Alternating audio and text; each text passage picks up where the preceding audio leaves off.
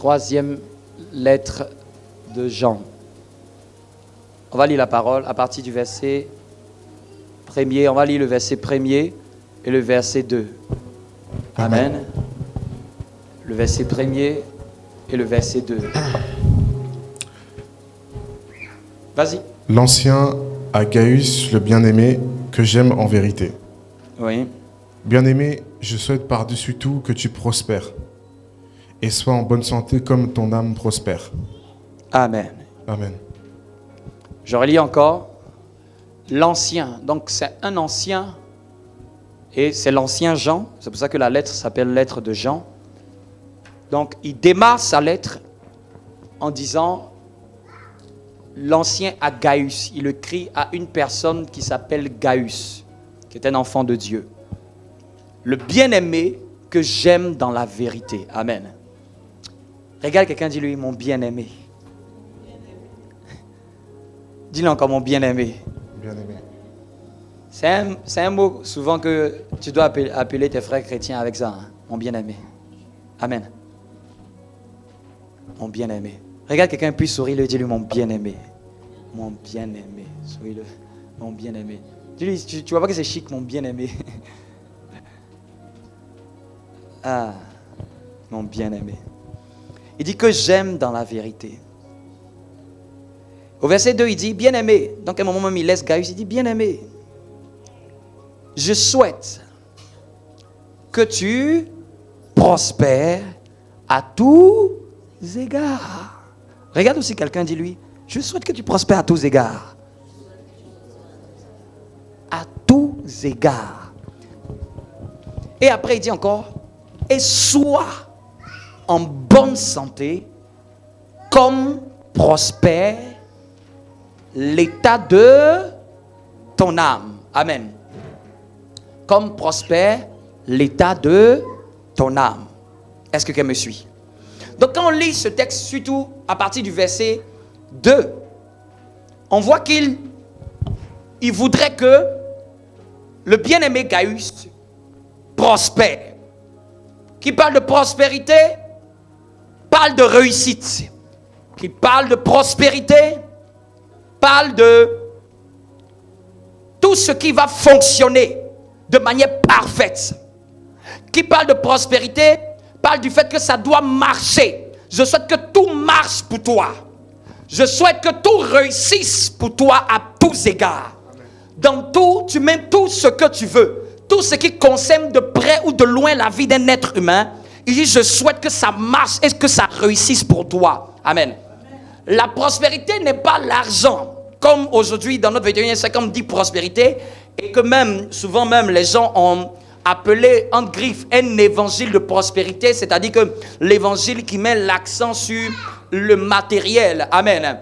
En réalité, il n'y a pas d'évangile de prospérité, mais l'évangile rend prospère. Quelqu'un me comprend? Amen. Il n'y a pas une bonne nouvelle de prospérité, mais l'évangile peut rendre prospère quelqu'un. Amen.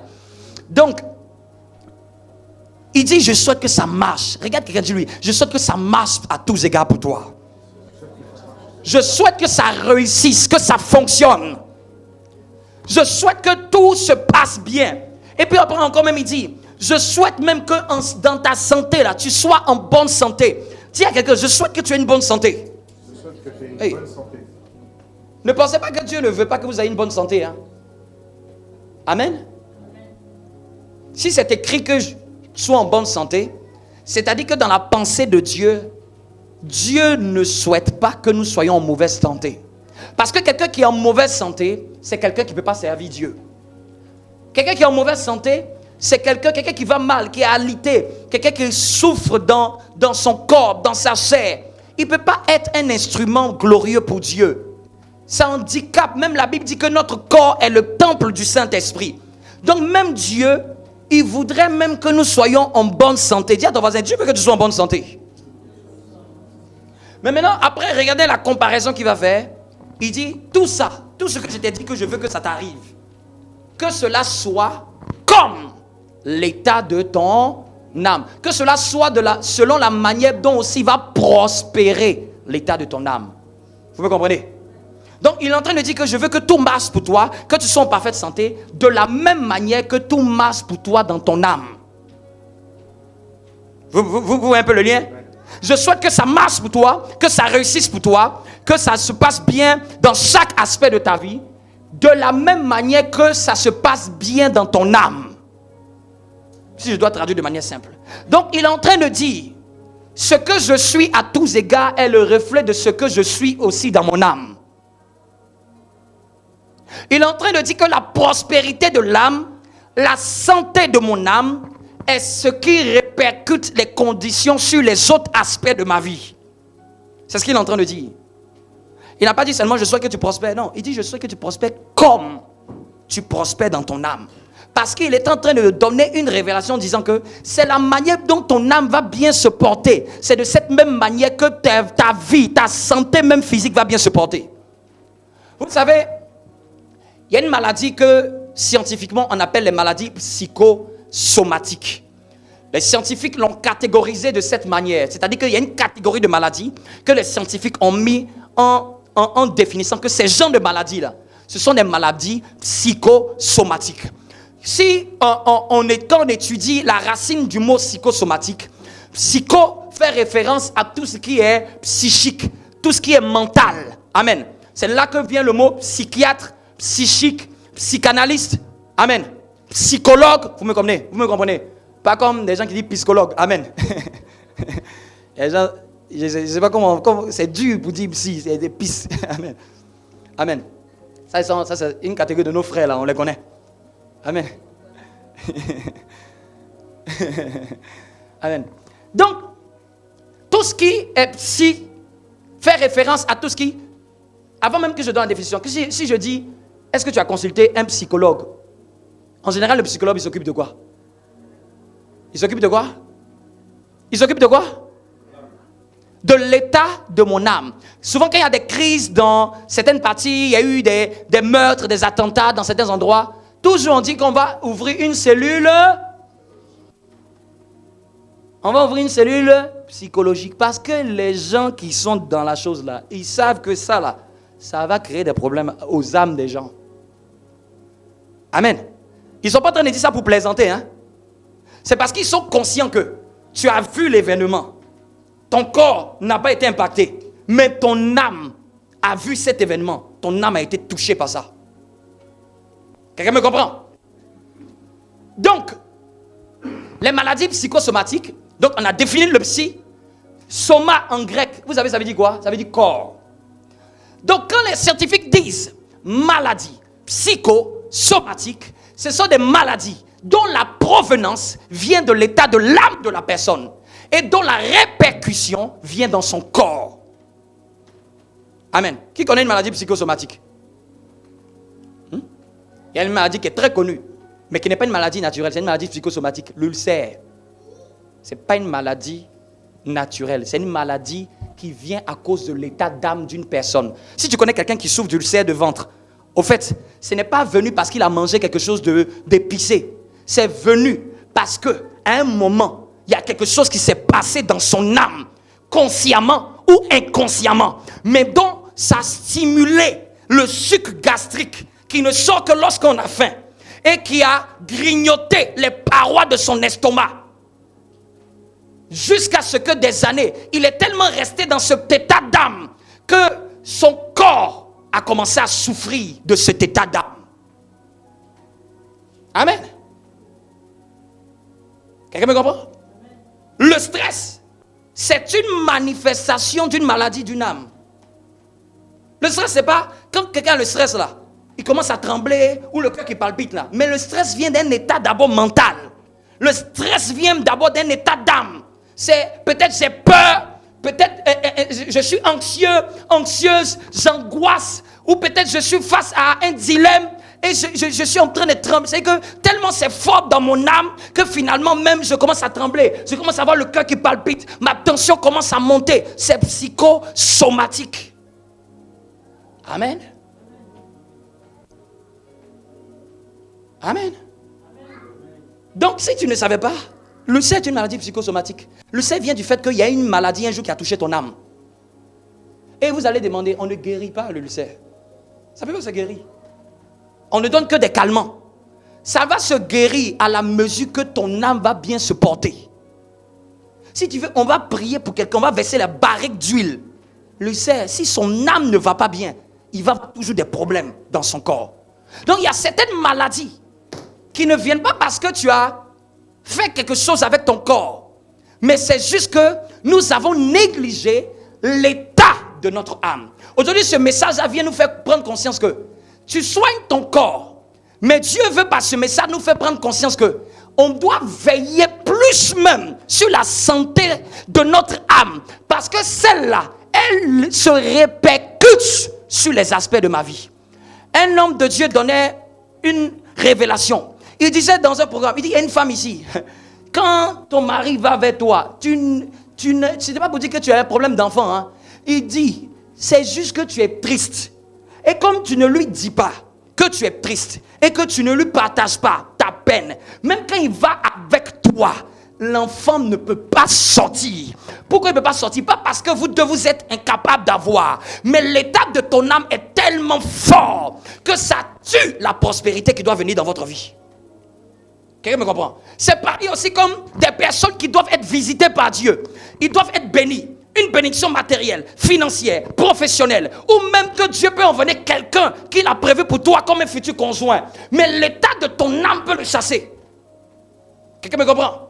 Comme même des hommes qui sont dans un foyer, s'ils ne veillent pas à la santé de leur âme, ils vont chasser leur conjoint dans 5 ans. Oui. L'état de l'âme est tellement important. C'est pour ça que même on est dans un pays où le pays souffre le plus de maladies de l'âme. Amen. On est d'accord? Le pays, le continent même sur lequel on est là, est un continent reconnu pour être malade dans l'âme. Donc par ce message, Dieu est en train de nous commencer à nous ouvrir une lucarne. Que de la même manière que je me lave, de la même manière que je me brosse les dents, je ne dois pas oublier que, en plus de mon corps, je dois veiller, je dois faire attention, je dois surveiller, je ne dois pas négliger ce qui est dans mon âme. Pour ceux qui ne comprennent pas bien, l'âme là, c'est une partie intérieure qui est en nous, l'expression de nos pensées, l'expression, le centre de nos émotions. Donc quand je parle d'âme là, c'est là-bas se trouvent tes émotions les plus fortes ou les plus basses.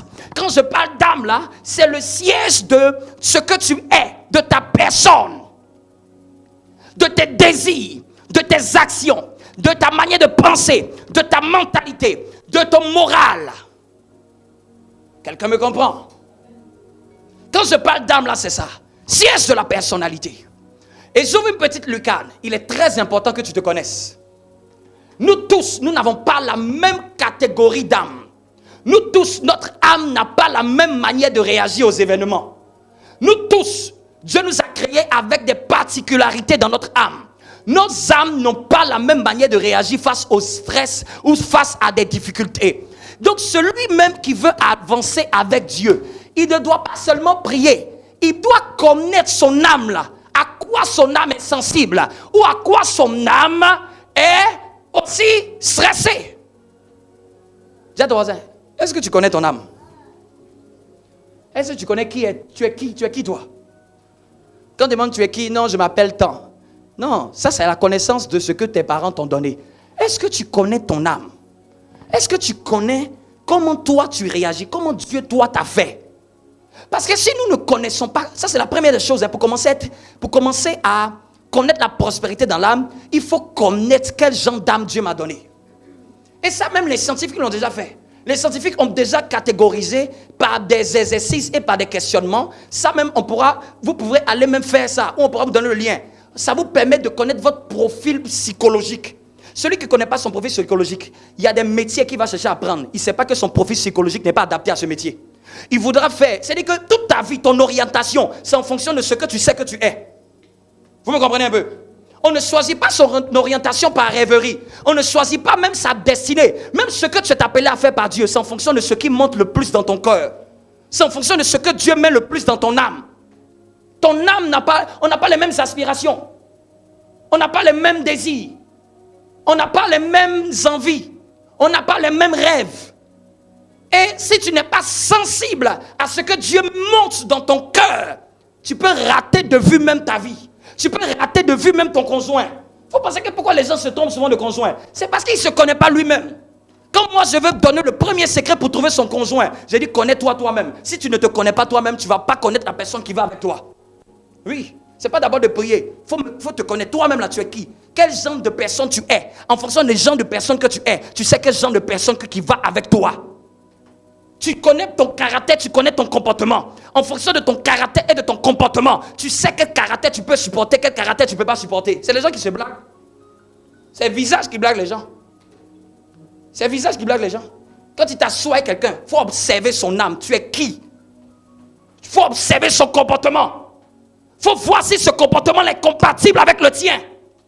Si ton âme peut supporter le tien. Ce n'est pas juste seulement tu es beau, tu es belle. Adam a dit os de mes os, intérieur d'abord, avant d'être la chair de ma chair. Tu as la même compatibilité intérieure de ce que je suis. Amen. On se ressemble intérieurement. Nos os se ressemblent. Dis à ton voisin, l'état de mon âme. Ce message vient dire au fait que la vie là, ce n'est pas le corps. 99% de ta vie et de la manière dont tu vas agir dans ta vie, c'est en fonction de ce qui est dans ton âme. Même ta vie chrétienne, c'est en fonction de ton âme. Tu vois la manière dont tu vis ta vie chrétienne là, c'est en fonction de l'état de ton âme. Quelqu'un me comprend? C'est en fonction de ce qui entre et ce qui reste, ce qui est mijoté dans ton âme. Qu'est-ce que tu mijotes à l'intérieur de toi? Anne était en train de chercher un enfant. Ce qui mijotait, on peut lire. Parce que je n'ai pas fait beaucoup de lecture. Hein. On va lire. C'est dans 1 Samuel. Est-ce que ça parle à quelqu'un? Dis avec moi, Seigneur, donne-moi de prospérer dans mon âme. Puisque le verset dit, Amen. Puisque le verset dit, je vais prospérer à tous égards comme la prospérité de mon âme. Donc si je veux prospérer à tous égards, il faut que je cherche la prospérité de mon...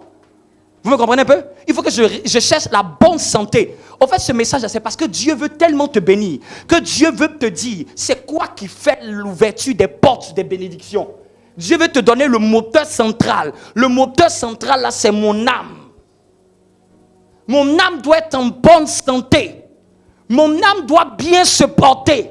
Mon âme ne doit pas être troublée. Quand vous lisez le psaume qui est le plus connu, psaume 23, il repose quoi? Mon âme. Une âme qui n'est pas reposée, une âme qui est agitée, elle ne peut pas être conduite par Dieu. Si tes pensées sont dispersées, agitées, ça et là, c'est à gauche, c'est à droite, c'est mélangé, c'est dans tout, partout, ce n'est pas focalisé. Une âme qui n'a pas le repos ne peut pas voir la gloire de Dieu. Vous savez pourquoi souvent on passe beaucoup de temps dans la louange, dans l'adoration? Vous pensez que c'est pourquoi? C'est nos âmes qui sont agitées. Elles doivent se calmer. Nos pensées sont... Pourquoi à un moment, en train de dire, au début j'ai entendu, vous n'êtes pas encore dedans. C'est nos âmes qui ne sont pas encore dedans. Tant qu'on n'est pas dedans, Dieu ne descend pas. Ma tête n'est pas dedans. Mon cœur n'est pas dedans. Mes pensées ne sont pas dedans. Donc tant que je ne me suis pas concentré, Dieu ne fait pas. Vous me comprenez un peu? Il sera fait selon l'état de mon âme. Au fait, je veux pas ce message. Qu'on soit tellement conscient que la santé de mon âme, on soit conscient que la santé de mon âme, là, c'est tellement important. Ça joue sur tous les domaines de ma vie. Ça joue sur les prochaines rencontres que je vais faire. Ça joue même sur les enfants que je vais faire. Il y a des femmes qui ont porté des grossesses avec des états d'âme bizarres. Ça a attiré un esprit dans la vie des enfants. Pourquoi vous pensez que quand souvent les femmes sont en grossesse, elles se cachent? Parce que l'atmosphère, elle doit plus s'entourer des gens qui ont une atmosphère joyeuse. Parce que si elle est dans une atmosphère où c'est beaucoup plus de critiques ou de paroles négatives, ça va entrer dans l'oreille de l'enfant. Ça va entrer. Son âme, ce qu'elle mange là, ça entre aussi dans l'enfant, non? Donc ce qu'elle ressent là, ça entre aussi dans l'âme de l'enfant. L'enfant naît, on ne sait pas d'un coup, il est muet, il ne parle pas. Il n'a pas envie, il parle pas, il n'a pas envie de parler. Parce que quand maman était enceinte, elle était en train de mijoter dans la casserole de son âme une difficulté, une peine. Elle n'était pas libérée de ça. Donc ça a contaminé l'enfant. L'enfant naît, il est handicapé. L'enfant naît, il a un traumatisme. L'enfant naît, il a quelque chose. Tout ne vient pas forcément des démons. Les démons sont des opportunistes. La plupart les ténèbres ne peuvent pas contrôler un enfant de Dieu. Et les ténèbres ne peuvent pas contrôler un enfant de Dieu. Les ténèbres utilisent les opportunités que les enfants de Dieu leur donnent pour agir contre eux. Depuis la croix, les ténèbres n'ont plus de pouvoir sur les enfants de Dieu. Si tu vois le diable agir contre quelqu'un, je sais à 90%, c'est lui qui ouvre une porte de manière naïve, qui donne un passeport à Satan. Quelqu'un me comprend? La chrétienté où on croit que quand on est chrétien, Satan a le pouvoir de nous dominer, c'est faux. Satan a perdu son pouvoir. D'ailleurs, si Satan était plus fort, cette nuit, il t'aurait enlevé. Non, il n'est pas fort. Parce que sa volonté, il dit que la Bible dit qu'il est animé d'une grande colère. Cette colère-là, pourquoi il ne fait pas ça pour m'atteindre la nuit? Toutes les nuits où je dors, c'est parce que je suis en Christ. Et notre vie est cachée en Christ et en Dieu. Même quand ils nous font la guerre, ils ne peuvent pas nous vaincre. Vous me comprenez un peu? Est-ce que quelqu'un me suit? Dis avec moi, la santé de mon âme.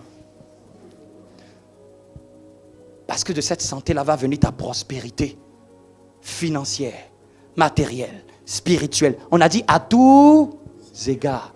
Au fait, par ce message, je suis en train de te dire, la porte qui ouvre la grâce favorable de Dieu dans chaque aspect de notre vie, c'est l'état de notre âme. Tu sais, si un domaine de ta vie, ton âme n'est pas en paix, même si Dieu t'a promis quelque chose, ça va être retardé.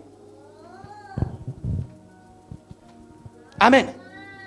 Mais je prie que nous soyons en bonne santé dans notre âme. Amen. Car à l'issue de cette série-là, que nous soyons en bonne santé dans notre âme et que cette santé-là se répercute sur chaque aspect de notre vie. On va lire juste ce texte dans l'âme. 1 Samuel 1,10. C'est juste pour vous montrer juste un peu. 1 Samuel 1,10. Je lis la parole du Seigneur. Elle donc, l'âme pleine d'amertume, Voyez, c'est tout, ça suffit. Elle donc, l'âme pleine de quoi? D'amertume. Et ici on parle de Anne, la femme d'Elkana. Et la Bible nous dit que ce qui se passe dans son âme. La Bible nous a révélé ce qu'il y avait en elle. Nous on a vu qu'elle n'a pas d'enfant. Mais la Bible nous dit, hey, son âme est dans l'amertume. Amen. L'amertume dans l'âme, c'est là qu'elle s'est mise à prier. Ça veut dire quoi? Ça ne veut pas dire qu'on ne va jamais traverser souvent des hauts et des bas. Hein. Mais ça veut dire que même lorsque nous allons traverser une difficulté dans notre âme, qu'est-ce qu'elle a fait après? L'amertume dans l'âme, est-ce qu'elle a croisé les bras? Est-ce qu'elle s'est mise à dire, bon, c'est pas grave, je vais rester dans mon coin? Qu'est-ce qu'elle a fait? Pria le Seigneur. Voilà.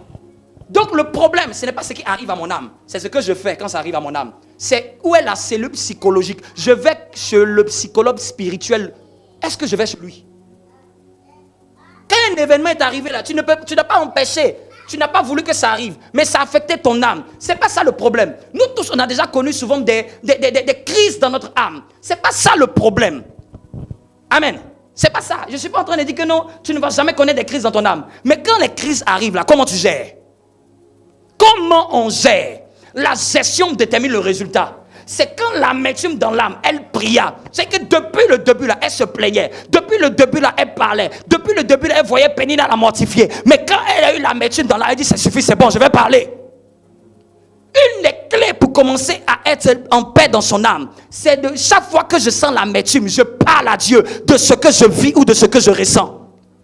Bien-aimé, la vie chrétienne n'est pas une vie chrétienne où tu vas venir seulement dire Seigneur, oh tu es le plus beau, tu es le plus grand, tu es le meilleur, mon saint. Hey, si tu as l'amertume dans l'âme là, même quand tu as fini de faire ça, il faut t'asseoir, il faut dire Seigneur, mon cœur a mal. Une vie chrétienne où tu ne peux pas exprimer tes émotions à Dieu, c'est une fausse relation. Ne pensez pas, je disais ça dimanche dernier, ne pensez pas que Dieu cherche en nous que tout ce qui est en nous soit parfait. Dans une amitié, si on ne peut pas se parler, si je ne peux pas dire ce que je vis, si je ne peux pas dire que ce que je traverse, c'est une hypocrisie. J'ai venu, j'ai dansé, j'ai Jésus est mon ami, tu as mal, il faut t'asseoir, dire Seigneur, j'ai mal.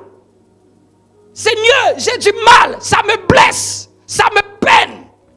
Quand je vois pour l'autre, ça m'a piqué, ça me fait mal, ça m'a donné la jalousie. Seigneur, ça me crée, ça m'irrite, ça me blesse, cette situation.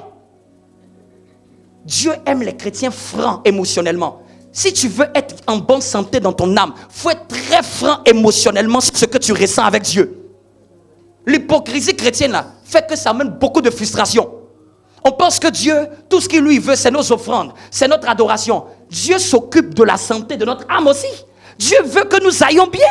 Dieu veut que nous nous portons bien. Ce n'est pas Dieu qui va dire non, donne-moi la louange, donne-moi l'adoration. Oui, il prend la louange, il prend l'adoration. Mais une adoration dont l'âme est malade, c'est une adoration sale. Je te pose la question. Si tu as un enfant, l'enfant a traversé quelque chose à l'école. On lui a fait quelque chose à l'école. Quand il arrive, il vient te donner une fleur avec les larmes. Quand tu vas prendre la fleur, tu vas demander qu'est-ce qui s'est passé. En tant que parent, ce n'est pas ce que l'enfant va m'apporter, mais c'est l'état de comment il va. Dieu n'est pas plus attaché sur ce que nous donnons. Il est beaucoup plus attaché sur l'état de la santé de ce qu'on a pendant qu'on lui donne. Il est beaucoup plus attaché à l'état de notre âme pendant que nous lui offrons l'adoration. Il est beaucoup plus attaché sur la qualité de ce que nous sommes. Si tu vois, je vois ma fille, elle est triste en venant de l'école. La première question, qu'est-ce qui s'est passé? Je veux savoir, parce que je sais que si elle n'a pas bon visage, si ça ne va pas bien, c'est pas quand elle va me dire autre chose, ça va aller. C'est moi aussi, moi-même, je suis peiné. Chaque fois qu'on ne va pas bien, Dieu aussi ne va pas bien. Oui, chaque fois qu'on ne va pas bien, Dieu aussi ne va pas bien. Chrétien, être chrétien. Si tu n'as pas compris être chrétien, ce n'est pas de faire l'hypocrite devant Dieu. Être chrétien, c'est être capable de dire à Dieu ce que tu ressens au-dedans de toi comme peine. Les peines peuvent arriver, mais comment nous les gérons? Les difficultés peuvent arriver, mais comment nous les traitons? Même quand ça se passe dans le pays, on dit viens dans la cellule psychologique, viens parler, il faut exprimer. Vous pensez qu'ils vont venir chez le psychologue s'assoit et le psychologue attend que tu parles. Déverse-toi. Anne, vous pensez qu'elle était exaucée comment? Parce qu'elle en a eu marre. Ça a saturé jusqu'à les pleurs sont sortis. Lis, tu vas voir, les pleurs sont venus. Vous qui ne pleurez jamais devant Dieu. Je me demande qu'est-ce qui va dans votre âme. C'est-à-dire que vous ne coulez pas de l'âme devant Dieu. Vous pensez que ces gens, c'est être diminués. Lis, tu veux, lis. Lis bien à partir de l'amertume là. Elle donc, l'âme pleine d'amertume, pria le Seigneur. Donc la conséquence, elle avait l'âme pleine d'amertume. C'est quand elle a eu l'âme pleine d'amertume que maintenant elle allait à la prière. On ne prie pas seulement quand tout va bien. C'est quand la Bible dit que au jour du malheur, prie. Quand ça ne va pas, prie. Prier là, c'est aussi venir dire Seigneur, c'est chaud, j'ai mal. J'ai mal. Je suis blessé. Je suis découragé. Fortifie-moi. Je n'ai marre. Fortifie-moi. Je veux lâcher. Fortifie-moi. Pourquoi tu as fait l'hypocrite devant Dieu? L'amertume dans l'âme, elle quoi? Pria le Seigneur. Elle pria le Seigneur. Donc la clé pour commencer à garder, à surveiller sa santé mentale, sa santé émotionnelle, c'est que chaque fois que tu constates l'amertume, dans l'amertume là, chaque fois que tu constates une tristesse qui commence à être là au bout de plusieurs jours, demi-journée c'est resté, deuxième journée tu vois qu'elle est encore là. Si tu ne prends pas garde, c'est cette tristesse là qui va paralyser toutes tes prières. Tout ce que tu vas faire va être bloqué. C'est comme s'il y a une interférence. L'âme, sur le plan spirituel, représente comme au deuxième ciel. Notre esprit, c'est le troisième ciel. Notre corps, c'est le premier ciel. Donc, quand mon âme est dans l'amertume, est dans la tristesse, pendant un certain temps, un nuage noir commence à me couvrir. Donc, toutes les prières que je suis en train de faire n'entrent pas. Et quand ça demeure pendant des périodes, les démons commencent à sentir cette atmosphère. Et les démons viennent s'asseoir dans cette atmosphère. Donc dès que je constate qu'une peine, une tristesse commence à monter dans mon cœur, qu'est-ce que je dois faire? Je dois commencer à exposer ça à Dieu. Je vais te donner une clé. Expose ça à Dieu clairement. Expose ça à Dieu sans cacher. Si tu ne peux pas parler à ton Père de manière sincère de ce que tu ressens, je me demande tu vas parler à qui, de quoi? Il y a des choses souvent tu vis même, tu ne peux même pas expliquer à quelqu'un. Et puis ne pensez pas, hein, les hommes ne peuvent pas tout gérer ce qui se passe dans votre âme. Arrêtez de croire que tous les hommes vont gérer vos humeurs et vos sentiments. Même ton mari va prendre un peu. Mais si tu ne déverses pas ça sur Dieu, tu vas tuer ton mari, tu vas tuer ta femme, tu vas tuer tes amis. Tu vas les tuer. Parce qu'à un moment là, eux aussi, ils ont une âme. Toi, tous les jours, tu viens. C'est qu'eux, ils n'ont qu'à gérer, ils n'ont qu'à être ta cellule psychologique. Hein? La première personne, là, d'abord, c'est Dieu. C'est après que les hommes t'aident un peu. Vous me comprenez un peu? Mais tu ne peux pas mettre la guérison dans ton âme. Tu ne peux pas mettre... Elle a voulu mettre ça sur Elkanah. Elkanah dit que moi, là, je vaux pour toi plus que 10 fils. Enfant ou pas enfant, on s'en fout. Hey. Elkanah dit, toi, tu es dans le chagrin. Moi, je m'avais adoré Dieu. En un mot, il ne faut pas me polluer avec ça. C'est ce que son mari lui a dit. On vient adorer. Tu es façon. Ça ne va pas. On est venu adorer Dieu. Lui-même, il dit même, attends, moi-même là, je ne veux pas pour toi plus que 10 fils. C'est-à-dire que je suis déjà heureuse pour moi. Mais c'est elle qui vivait sa peine. C'est elle, femme, qui peut comprendre ce qu'elle vit. Qui peut comprendre ce qu'elle vit si ce n'est pas le Dieu qui l'a créé? Même le mari là, il ne pouvait pas comprendre la douleur de ce qu'elle traversait. Il y a des douleurs là, ne pensez pas que tout le monde pourra comprendre. Hein. Ne pensez pas et ne blâmez pas les gens si les gens ne vous comprennent pas. Les gens qui aiment blâmer les gens. Non, vous ne m'avez pas compris. Quel homme peut comprendre toutes tes souffrances de ton âme? Ton âme aussi vaste comme ça. Quel homme peut comprendre tous les paramètres? Quel homme peut comprendre tous les paramètres? Même quand les gens vont chez les psychologues, à un moment, les gens sont épuisés financièrement. Parce que le psychologue même va faire sa partie. Vous me comprenez un peu? Mais je dois être le premier, la première claire, c'est d'exposer ça d'abord à Dieu. Il dit, déchargez-vous sur lui tous vos fardeaux. 1 Pierre 5, verset 1, je crois. Déchargez-vous sur lui tous vos fardeaux et vos soucis. Il y a des soucis là, ce n'est pas la peine de venir déposer ça dans la main de quelqu'un. Il ne peut pas gérer ça. Tu vas lui expliquer. Il ne peut pas comprendre le souci que tu as. Vous savez pourquoi souvent tu expliques quelque chose, mais la personne ne te comprend pas. Parce que c'est toi qui vis ça. Souvent quelqu'un qui ne vit pas ce que tu vis là, il ne peut pas comprendre ce que tu ressens. Donc la meilleure personne placée pour comprendre ce que tu ressens, c'est le Dieu qui t'a créé. Le Dieu qui t'a créé ne peut pas te juger. Le Dieu qui t'a créé te comprend. Il sait pourquoi ton âme est comme ça. Il te dit viens vers moi, il va te consoler. Le Saint-Esprit même, la première caractéristique qu'on lui donne, c'est le consolateur. Vous pensez que c'est par hasard? Pourquoi on ne l'appelle pas autre chose, on l'appelle le consolateur? C'est-à-dire que la première chose que Dieu doit faire avec toi, c'est te consoler. Dieu console. Dieu console. Tu vis une difficulté, il dit viens ma fille, viens mon fils. Viens, je te réconforte. 1 Pierre 5,7. Déchargez-vous sur lui de toutes vos inquiétudes, car il prend soin de vous. Il prend soin de vous. Vraiment dans ce qu'on avait lu précédemment. L'amertume dans l'âme, elle pria. Et puis après quoi? Si quelqu'un là déjà, il peut le dire. Elle donc, l'âme pleine d'amertume, pria le Seigneur. Donc elle a prié le Seigneur. Et quoi encore? En répandant beaucoup de larmes. Vous voyez un peu? En répandant beaucoup de larmes. C'est-à-dire qu'elle a prié, elle a exprimé ses émotions. Souvent, on a tellement parlé des émotions qu'on a cru que souvent les émotions étaient négatives. Non, les émotions dépendent dans quel sens je les oriente. Elle a prié, elle a exprimé ce qu'elle ressentait. Et ses émotions se sont manifestées par des pleurs. Ça lui faisait tellement mal qu'elle a prié avec les pleurs. Moi, j'appelle ça les prières liquides. Vous qui avez les prières seulement toujours secs. C'est sec. C'est-à-dire que vous n'arrivez pas à exprimer votre émotion à Dieu. Comment Dieu pourra vous guérir? Et ce n'est pas un péché d'exprimer ses émotions à Dieu. Dieu est un Père. Dieu est un consolateur. Dieu est celui qui réconforte. Si je ne peux pas me réconforter dans ses bras, je vais me réconforter dans le bras de qui? Si je ne peux pas lui partager ce que je traverse, ce que je ne peux pas dire à quelqu'un, je vais le dire à qui? Je le dis à qui? Dieu est la seule personne qui ne juge personne, peu importe ce que nous traversons. Il va nous conseiller juste. Il va nous fortifier. Il va nous donner une parole. Il va nous donner un verset. Il va te dire maintenant, après, va voir un aîné. Il va prier pour toi. Mais avant de voir un homme, va voir d'abord Dieu. Amen. Est-ce que quelqu'un me comprend? L'amertume dans l'âme, elle pria. Et après, elle pleura. Les pleurs aussi font partie même des choses de Dieu. Expression de mes émotions. Non, la première clé, c'est d'exprimer à Dieu ses émotions.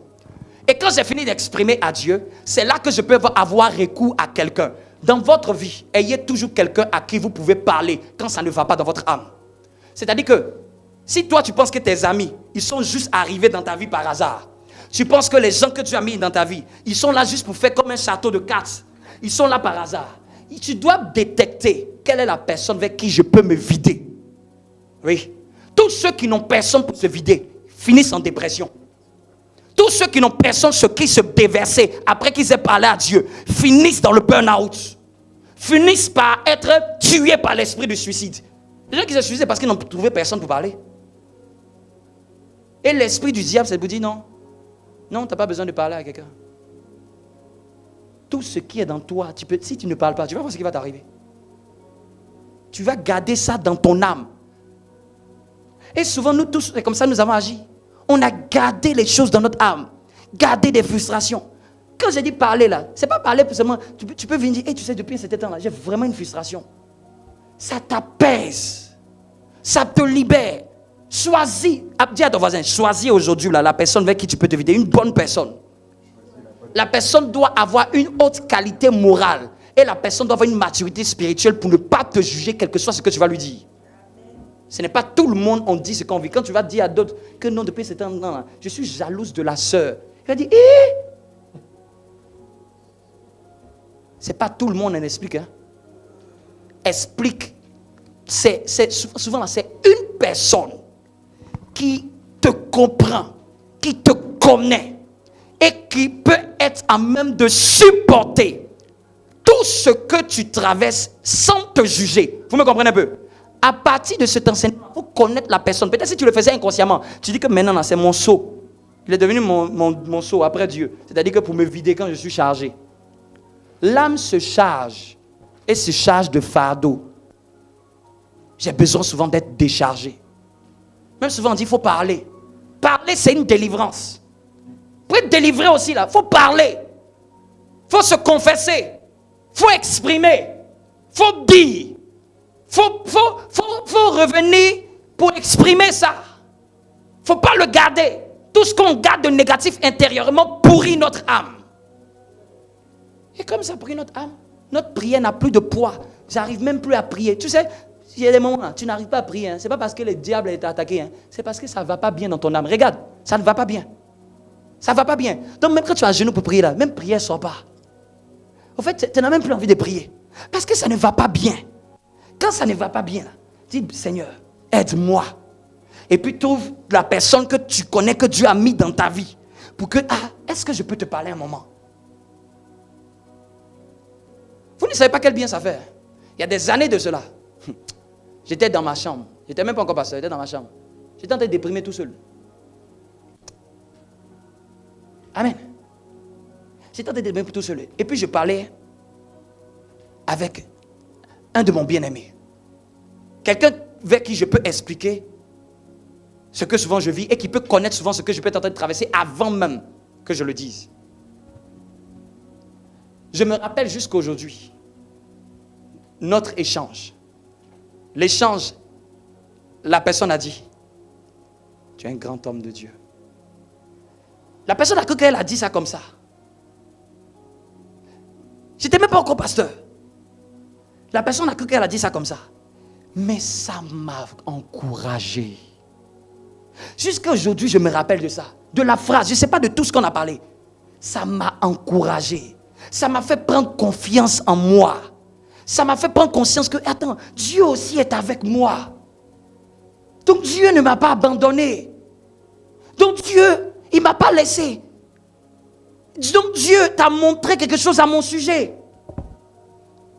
Donc Dieu t'a dit que il m'a donné cette grâce. Donc Dieu t'a montré ça sur moi. Ça m'a encouragé. Quand la Bible dit de ne pas mépriser les prophéties, parce que la prophétie console. L'une des forces de la prophétie, c'est parce que les gens gaspillent, on fait n'importe quoi avec la prophétie. Qu'on croit que ce n'est pas utile dans les choses de Dieu. La prophétie console. Dans les définitions de la prophétie, là, c'est consoler. Pour venir te dire, Dieu vient de me dire qu'il t'encourage dans la voie que tu viens de prendre. Ça te fortifie. Qui n'a jamais eu ça? Quelqu'un t'a donné une parole. C'est comme si c'est plus que même les versets que tu as lus. Il y a des moments là, tu lis les versets là, c'est pas parce que tu ne les connais pas. Tu as besoin de Dieu dans la vie de quelqu'un qui va dire quelque chose. Je crois en toi. Dieu n'a pas fini avec toi. Tu vas te relever. Tu vas avancer. Tu vas réussir. Ça va venir. Ça va venir. Réessaye encore. Je sais que ça n'a pas marché. Quelqu'un, quand même, tu peux expliquer tes échecs. N'ayez pas honte à cette personne d'expliquer vos échecs. J'ai fait 2 fois, ça n'a pas marché. Je me rappelle, 11 ans en arrière. 11 ans en arrière. J'ai croisé un de mes dévanciers. Je suis venu avec les larmes. J'ai dit, rien ne marche dans ma vie. Ah, tu croyais que nous, quand on était parachutés là, nous on est tout, et Dieu a tout fait parfait dans notre vie. Hey, j'ai dit, rien ne va dans ma vie. Je voulais essayer cette étude, cette formation. Ça n'a pas marché. Je voulais encore faire une autre. Ça n'a pas marché. Donc, j'étais comme un carrefour. Il était la seule personne que je pouvais expliquer ce que je traversais. Mes parents, je ne peux pas expliquer ça. Ils disent que toi, tu es en Europe, débrouille-toi. Ils ne peuvent pas comprendre la dureté de ce que j'avais vécu pour pouvoir... Peut-être tu n'as même pas le temps. Si tu dois aller chercher à faire job étudiant, tu dois étudier. Tu ne peux pas comprendre ça. Et puis tu étudies en ingénierie. Non, il faut s'asseoir pour se concentrer. Ce n'est pas lettres ou anglais. Tu fais la physique. Si tu n'as pas ta tête concentrée dedans, tu dois te concentrer pour aller chercher l'argent encore pendant que tu es étudiant. Tu vas voir ce que ça te fait. Non, cette douleur-là, cette douleur dans l'âme là, j'ai dû lui expliquer. Il a dit, tu vas y arriver. Ça m'a fortifié. J'ai trouvé quelqu'un qui comprenait.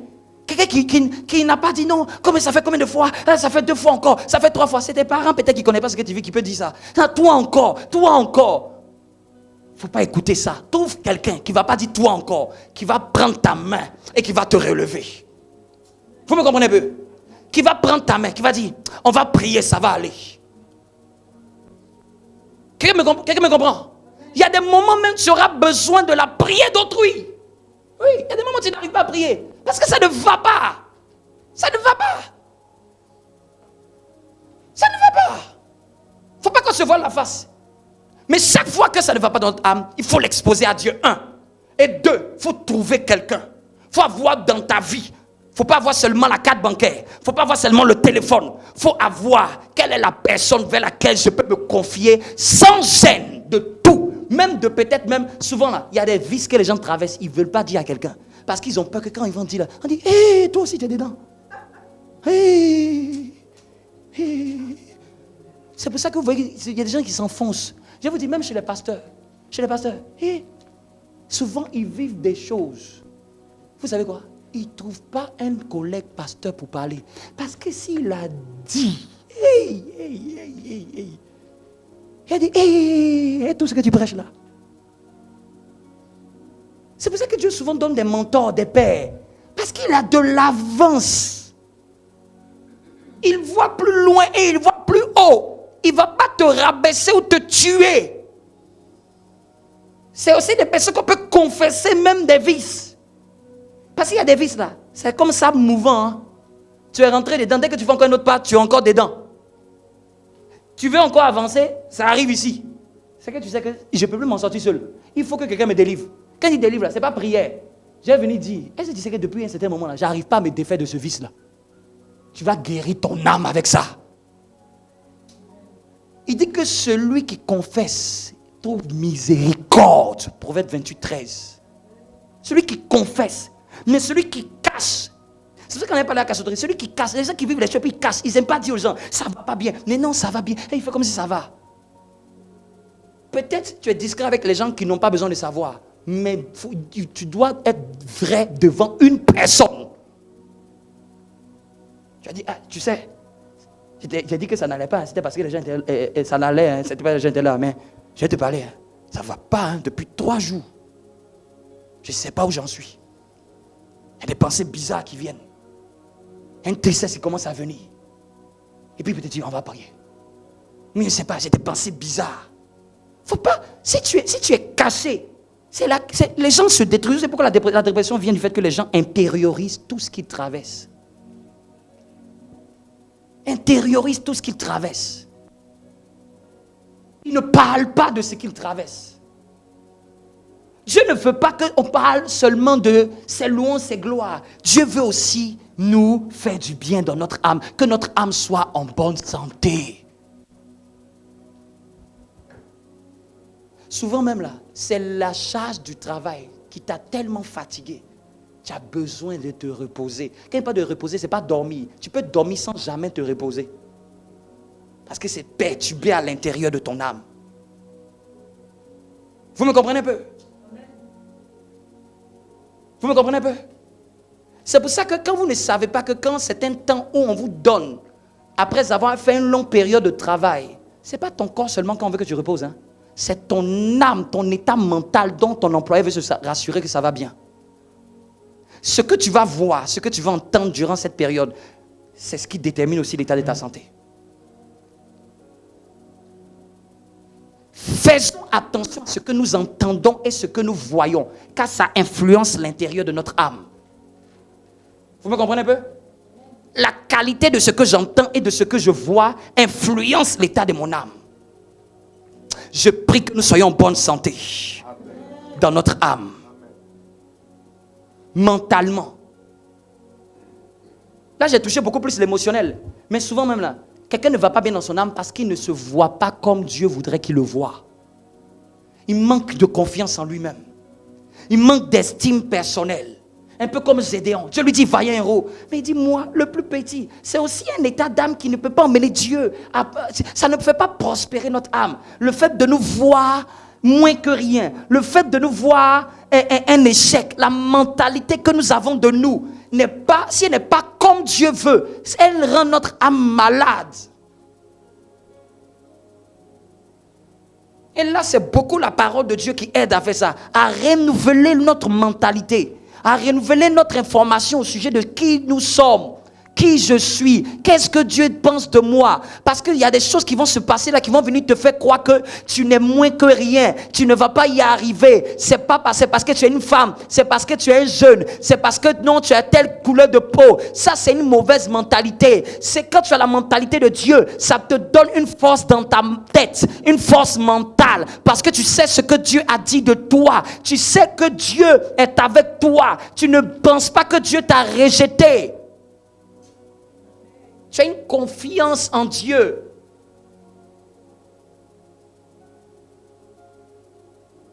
Quand ton âme est en santé, il y a deux émotions fortes qui se manifestent. La paix et la joie. Chaque fois que les deux ne sont pas là, c'est que ton âme commence à aller mal. La paix et la joie. C'est-à-dire qu'à partir d'aujourd'hui, la surveille, comme le curseur d'un thermomètre. Quel est l'état de ma paix? Quel est l'état de ma joie par rapport à telle circonstance? Est-ce que je suis en paix? Est-ce que j'ai la joie? Si je n'ai pas la joie, je dis Seigneur, il me manque la joie. Ce n'est pas une honte, ce n'est pas une tragédie de dire à Dieu, je n'ai pas la paix par rapport à cette situation. Souvent, tu peux savoir que tu es exaucé parce que tu as tellement prié et Dieu te donne seulement un signe, la paix. Tu te lèves, tu dis, je sais que c'est fait. Tu n'as pas encore vu, hein, mais tu as une telle paix de Dieu que tu sais que c'est fait.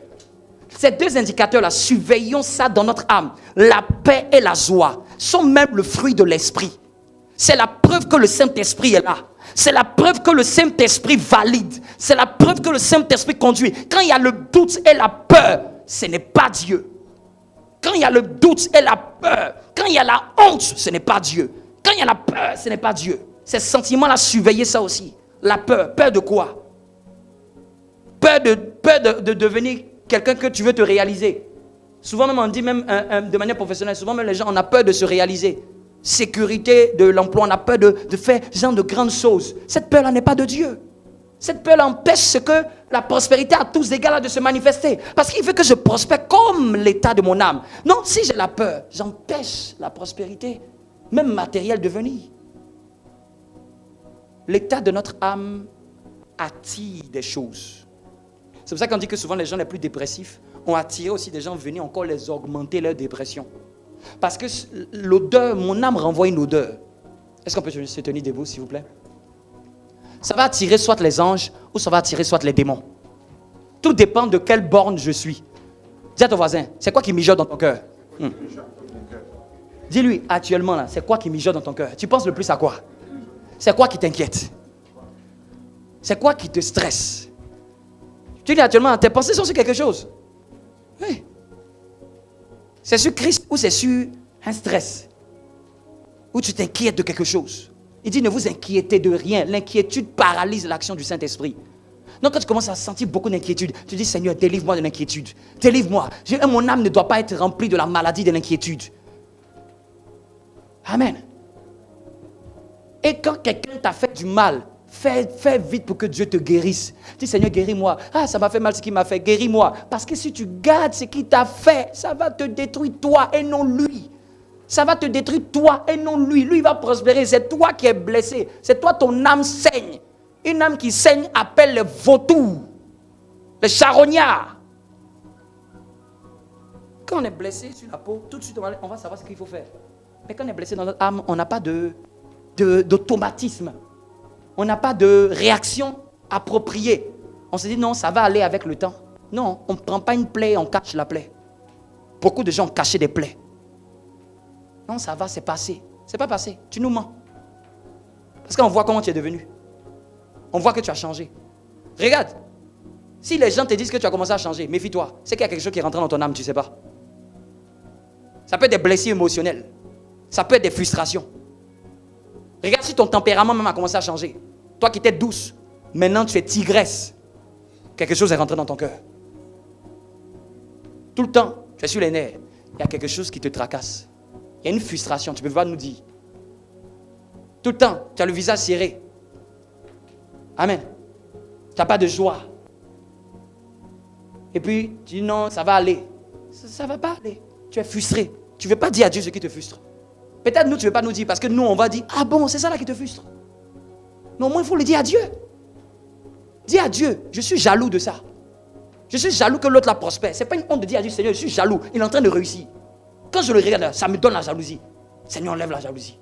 Ça me frustre de ne pas avoir certaines sommes d'argent. Seigneur, ça me frustre. Accorde-moi la grâce de pouvoir avancer et d'enlever cette frustration. Ne fuyons pas nos frustrations. Ne fuyons pas nos frustrations. Et fais comme si disant, il n'y a rien. Il n'y a rien. Soyons honnêtes devant Dieu. Est-ce que quelqu'un peut être honnête devant Dieu ce matin? Mets-toi dans un coin. Quelqu'un n'a pas besoin d'entendre ta prière. Mais je veux que tu sois sincère. Si ça ne va pas, dis Seigneur, ça ne va pas. Dis-lui de t'aider. Là où tu sais que il y a des choses, ça vient réveiller des blessures. Quand tu penses à ça, tu pleures. Quand tu penses à ça, au lieu d'être joyeux, ça te frustre. Quand tu vois, ça te frustre. Quand tu remarques, ça te peine. Quand tu vois quelqu'un avancer et que toi, ça te fait un truc dans le cœur, tu dis, Seigneur, ce sentiment-là n'est pas normal. Mon âme peut être en train de regarder quelqu'un et au lieu d'exprimer sa joie, c'est beaucoup plus de dire, lui là, il veut se faire voir. C'est une frustration. Ce n'est pas une critique. Souvent, beaucoup de gens qui critiquent sont frustrés. C'est parce que tu n'as pas aussi que tu parles. Est-ce que quelqu'un peut être vrai devant Dieu? Viens au secours de mon âme. Viens au secours de mon âme. Si tu avais des choses qui t'ont blessé, même en retournant à la maison, dis à Dieu, Seigneur, guéris-moi de ces blessures. On m'a trahi. Je sais que ça m'a fait mal. Je ne vais pas faire genre que non, ça ne m'a rien fait. La personne n'en vaut pas la peine. Ça t'a blessé, ça t'a touché, ça t'a frustré, ça t'a fait mal. Tu as gardé ça pendant des années. Tu as cru que c'est le temps qui allait changer. Même souvent, les gens fuient. Souvent, tu fuis même ton âme en te mettant dans plus d'occupations. Tu te dis que c'est en faisant plus du travail que tu vas oublier. On n'oublie pas, même si tu fais tous les boulots que tu veux, tu ne vas pas oublier. Si tu veux, va au cinéma. Si c'est dans ton âme, le cinéma ne va pas enlever ça. Si tu veux, va à la plage. Tous les gens fuient l'état d'âme. C'est pour ça qu'ils vont souvent à la plage. Ils croient que c'est le soleil qui va changer l'état d'âme. Ils se disent il fait beau aujourd'hui. Ce n'est pas la température qui change notre état d'âme. C'est Dieu qui change notre état d'âme. C'est parce que les gens ne vont pas bien, qu'ils disent aujourd'hui c'est gris. Ah, je déprime, c'est gris. Un enfant de Dieu, c'est la température qui a influencé son âme. C'est parce que la personne ne va pas bien déjà. Regarde, tu es allé à la plage, tu es revenu. Tu es encore pareil. Une joie éphémère. La joie de la plage ne peut pas remplacer la joie du Seigneur. La joie de voyager ne peut pas remplacer la joie du Seigneur. Ça ne veut pas dire que Dieu ne veut pas qu'on voyage. Oui, même parfois, même Dieu veut que tu voyages. Que tu voies ce que d'autres endroits des gens font.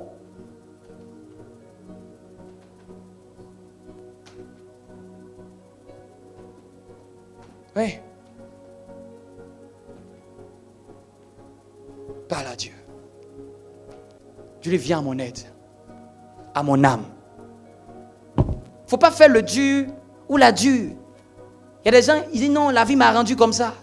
La vie t'a déformé, elle t'a pas rendu comme ça. Tu n'étais pas comme ça. C'est pour ça que la personne qui doit te voir, elle ne te voit pas comme tu dois te voir. Parce que tu es devenu autre chose.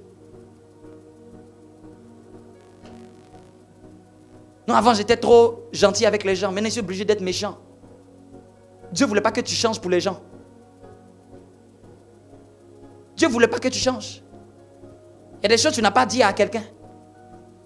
S'il y a des choses pendant même que tu es ici, que quelqu'un de proche avec qui tu vis fait ou que ça te fait mal, il faut le faire à soi, il faut lui dire.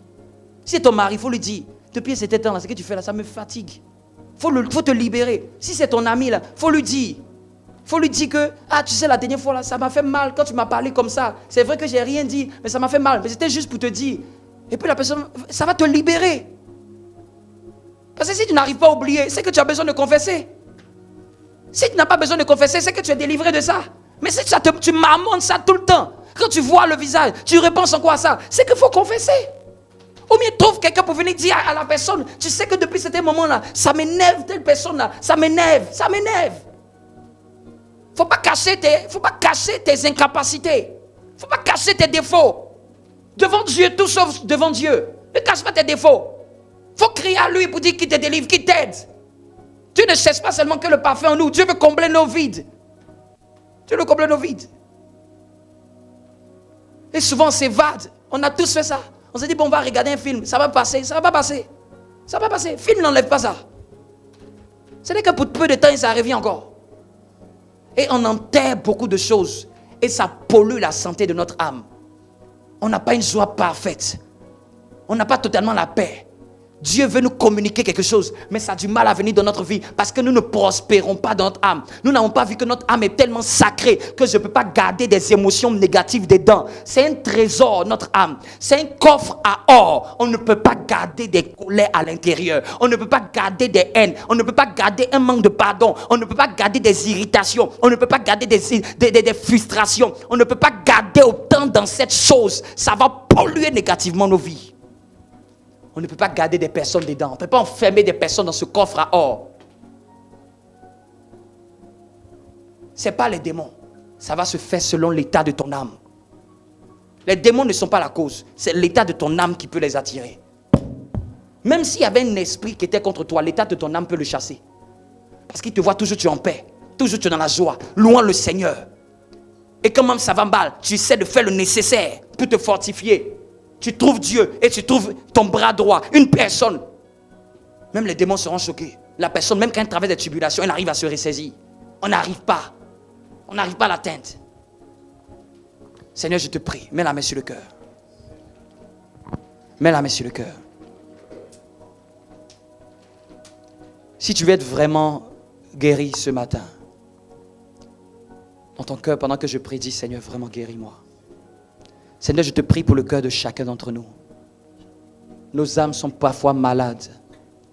Elles ont besoin d'aide. Elles ont besoin d'aide. Elles ont besoin d'aide. Console, guéris, restaure, fortifie. Délivre. Donne-nous la paix dans notre âme. Donne-nous la paix dans notre âme. Acclame Dieu très fort.